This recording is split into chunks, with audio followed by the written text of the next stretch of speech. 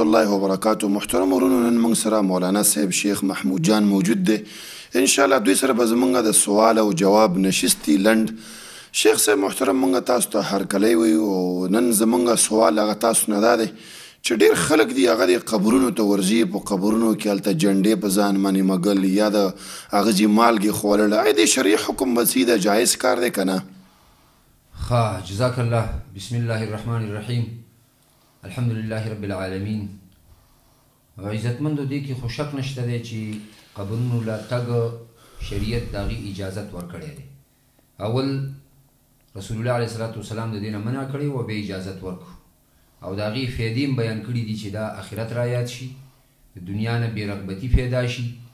او دارنګې سړي ته مرګ را یاد شي او د مړي دپاره دعا وکړی شي. د دغه خبرو نه غیر چې کوم موږ ته الله او رسول ښودلي دي، د دې نه غیر قبرونو سره په هغې باندې آبادي کول، په هغې لیکل کول، هغې ته تکی وهل، هغې خاورې او کاڼي په ځان باندې مږل یا هغې باندې جنډې ودرول یا د هغې مالګې څټل او په دې کې برکت ګڼل، دا ټول داسې خبرې دي چې زموږ او ستاسې په اسلام کې نشته. په اسلام کې نشته دی او خلکو به جوړې کړي او د کتابونو کې به هم لیکلي چې پلانکي د پلانکي په قبر باندې تبرک حاصل کو، شفا یې حاصله کړه. او امام شافعي به د امام ابو حنیفه رحمت الله علیه په قبر باندې شفا حاصلول او تبرک به حاصلو. دا ټولې د ځان نه خبرې دي. زموږ او ستاسې شریعت کې دقه دي چې قبر له لاړ شه، د آخرت د یاداشت دپاره، د مرګ د یاداشت دپاره، مړي ته دعا وکړه او د دنیا نه ستا بې رغبتي پیدا شي. بس د دې نه اخوا هلته تلاوتونه کول، هلته عرسونه کول، هلته په ځان باندې مالګې او کاڼي وهل، دا ټول په اسلام کې نشته. خلاصه خبره دقه ده چې دا په اسلام کې نشته دی. دا د عوامو او د جاهلانو خبرې دي او په دې نیت باندې چېرې دا تبرک دی او دا برکت دی. دغه برکتونه او تبرکونه موږ او تاسو ته الله او رسول نه دي راښودلي. لنډه خبره دا ده. وبالله التوفیق. شیخ صاحب محترم، بل سوال دا دی چې ډېر خلک کله چې مړي وشي نو هغوی په یو مسجد کې یا په یو دیره کې راجمع شي، هلکه وایي د فلاني کس فاتحه خواني ده. او بیا خلک راځي، د بعضې خلکو عادت دا دی چې قرآن تلاوتونه کوي او بعضې پکې همداسې لاس به اوچت کړو لاس به اوچت کړو. شریعت موږ ته په دې کې څه وایي چې مړی وشي په کومې طریقې سره د مړي دپاره یو عمل موږ وکړو چې فایده وررسېږي؟ آیا دا فاتحه خواني په اسلام کې شته دی که نه؟ ښه صاحب، دغه مروجه طریقه باندې چې کومه فاتحه خواني ده، د مړي دعا ده، نو دا د الله او رسول په دین کې او د هغې په طریقه کې نشته دی. بس اسلام کې دا ده چې چا ته تعزیت کې هغې خاصه دعا ووایي. ان لله ما اخذ وله ما اعطى وكل شيء عنده باجل مسمى فلتصبر ولتحتسب ان لله اعظم له اجرك. او ډېر حدیثو کې دعاګانې راغلي دي او دې کې ډېر لوی اجر دی. باقي د دې لپاره خاص هیئت جوړول چې ناس به مولا به کښېني، تلاوتونه به کوي، نو دې کې موږ او تاسو ته اسلام وایي چې دا بدعت دی. بدعت ولې دی؟ ځکه د الله او د رسول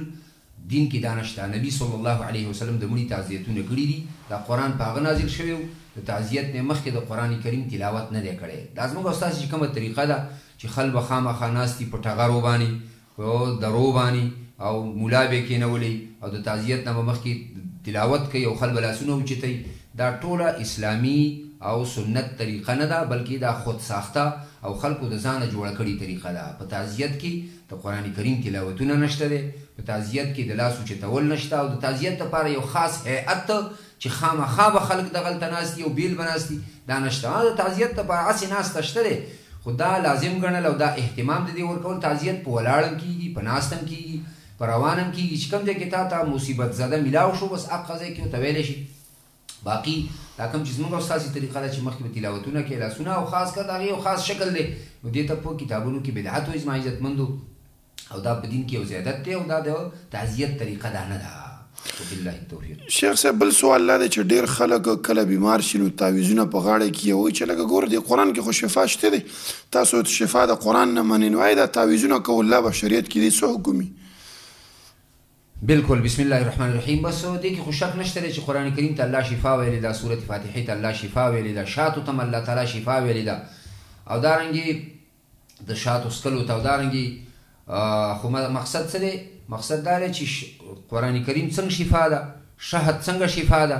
نو د هغې د هغه چې موږ او تاسې ته د الله او رسول څنګه ښودلي دي هغه طریقې سره به شفا وي. مثلا مثال د پوهې دپاره که اوس یو سړی شاتو ته الله قرآن کې شفا ویلې ده چې فیه شفاء للناس، او دا د شاتو بوتل راوالي او غاړې ته یې زوړن کي، نو خلک ورته ټول وایي چې هلکه دا طریقه نه ده، ګوره دا خو تو غلطه طریقه کې، یا په دې شاتو باندې ځان غوړ کي، دا یې طریقه نه ده بلکې هغه به په اوبو کې اچوي هغه به خوري دغه طریقه د شفا بالی دقسې قرآن کریم شفا ده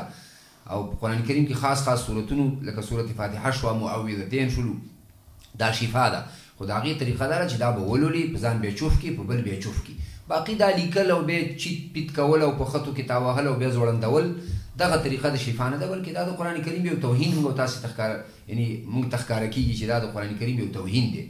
په دغه طریقه باندې د قرآن کریم د شفا حاصلولو هغه نمونه په شریعت کې نشته دی چې تی ولیکه او ځان ته یې ځوړند که بلکې هغه به وې هغه به په ځان باندې چوف کې هغه که بل څوک دمې هغه باندې به یې چوف کې دغه د شفا طریقه ده نو بیا دې کې شک نشته دی چې قرآن کریم شفا ده خو شفا طریقې دا ده چې په ځان باندې دم کړي او بالکل دا خو اتفاقی خبره ده چې قرآن کریم صورتونه خاص کر صورت فاتحه معوذتین هغه ځان باندې دمول بل باندې دمول دا بالکل شفا ده په دې کې شک نشته باقي دا خلکو چې کومه طریقه جوړه کړې ده چې دا به لیکي او ځوړندی وي او یا به نور څه قصې کې ساختونه ورته وایي که څه دا زموږ او ستاسې په اسلام کې هغه نشته دی شیخ صاحب محترم چې کله مړي وشي ډېر خلک ویل کوي تاسو خیراتونه نه منئ د اولې ورځې خیرات شو د درېیمې شو څلوېښتې شوله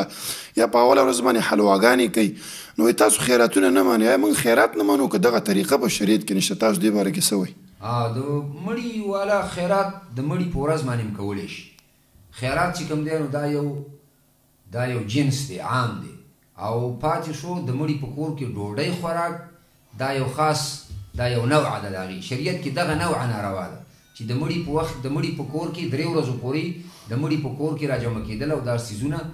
دا شریعت موږ بند کړي باقي د مړي والا په همدغه ورځ باندې که خپل ګاونډي له 100 روپۍ ورکړي یا ورله کویا وباسي په همدغه ورځ باندې چې مړی لا خښ کړی نه دی او د مور دپاره د پلار دپاره د ورور دپاره صدقه پټه چاله ورکړي چې هلکه دې باندې کویا وباسه دا بالکل جایز دی مړی هم نه دی خښ کړی په اوله ورځ باندې دا خیرات کولی شي چې هلکه زما دپاره د دې کوم مړی چې زموږ شوی د ده لپاره دا کویا وباسه بالکل کېدی شي اما دا خبره چې په دغه ورځ باندې میښې حلاله وه واګهنې حلاله وه او خل راغونډوه او د مړي نه یې واده جوړول دا نشته دی خیرات شته دی خو دغه څیز چې دی دا نشته دی چې دا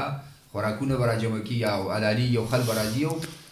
خلکو نه به میلمانه جوړېږي کنا نعد الاجتماع الى اهل المیت او صنعة الطعام دا د نیاحت نه دی نو خیرات شته دی خو دغه خوراک چې د مړي په کور کې 3 ورځو پورې موږ الله رسول منې کړي بلکې د مړي والا له به موږ ګاونډیان خوراک راوړي ته به یې نه خوري او عام خیرات د مړي والا کولی شي کویا دي وباسي په همدغه ورځ باندې په همدغه ورځ دې ګاونډي له بل څه پیسې دې ورله ورکړي یا دې بل جومات کې ورکړي په همدغه ورځ دې ورکړي دغه شته دی باقي خلک اصل کې د اسلام دا روح بدل کړی دی که نه اوس عام ټکی دی چې خیرات نشته او نه مني او خیرات نه مني نه خیرات منو خو دغه نوع یې موږ نه منو چې دغه طریقه باندې چې هغه میښې حلالې شي او پاخه شي او خلازي او میلمانه یو او یو میلی نو دغه په اسلام کې نشته دی شیخ صاحب محترم بل سوال دی چې کله مړی وشي بعضې مولیان د سر او خپو ته د قبر سورت بقرې اوله او اخر یو بعضې خلک چې قبر دفن شي بیخي بیا ناست دي څو ورځې 40 ورځې پورې ورته سورې یاسین لولي آیا دا طریقه په شریعت کې شته که نه نه په حدیث نه دا معلومه ده چې نبی علیه الصلاة والسلام فرمایي که نه چې دا هدیره کې کورونو کې تاسو د قرآن دا منځ هم کوئ او قرآن تلاوت هم کوئ تاسو د دې نه مقبرې مه جوړوئ معلومه شوه چې په مقبرو کې منځونه او تلاوتونه نه کېږي دا سر او خپو ته سورت بقرې دا څه روایات خو شته دی خو محدثین وایي محققین وایي چې دا ثابت نه دي بس په هدیره کې تلاوت کول او دا د امام ابو حنیفه رحمه الله مسلک هم دی چې هغه وایي په هدیره کې تلاوت کول بدعت دی نو بس ښه طریقه دا چې په هدیره کې دي د مړي دپاره صرف دعا وکړی شي نه سورت یاسین ویل شته دی نه بل تلاوت شته دی ځکه چې هدیره د تلاوتونو ځای نه دی بس او شیخ صاحب آخري سوال دا دی چې بعضې خلک دا نکاح تړي نو په نکاح کې یو مولا کیني او هغه وایي چې 2 کسه جنۍ ته ورولېږي هغوی کوم ځای ته تللی او شر د ولایت ته بعضې بدعات پکې کوي تاسو موږ ته لنډ بیان کوئ چې نکاح به څنګه تړو داسې خلاصه دا سوال تاسو مخکې هم کړی وی څو کاله مخکې ما جواب هم دغه درکړی چې دا زموږ د پښتنو خاص کر دا نکاحونه نه دي داسې ډرامې دي شریعت کې نکاح دې ته وایي چې د جنۍ او د هلک هم خوښوي او د جنۍ د ولي د هلک د ولي خوښه شرط نه ده د جنۍ د ولي چې هغه پلار دی که پلار یې نه ورور دی که ورور یې نه ترې دی داسې ترتیب باندې د دوی رضا پکې شرط ده مهر پکې شرط دی او 2 ګواهان پکې شرط دي نکاح دقې ته ویلی کېږي بس چې دا وشوله باقي دا خبرې چې جنۍ راوستي او بیا یې وایي ورشه او تا چاله دا واک ورکړی پلان کې دا ټولې خلاصه دا چې دا ټولې په شریعت کې نشته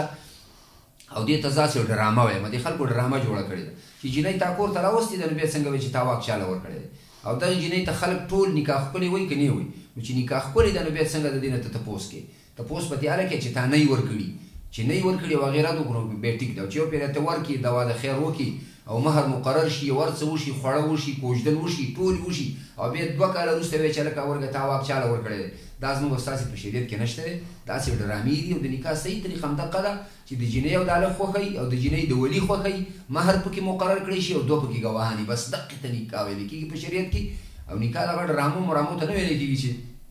پلانکي د مې نکاح پلار شو، دا مې هغه شو، واک مې ورکړی، دا مهر کم کو، بیا نور مهرونه ټاکي. داسې ټولې هسې خبرې دي او دې ته بدعت ویلی کېږي. دا زموږ او ستاسې په دین کې نشته دی.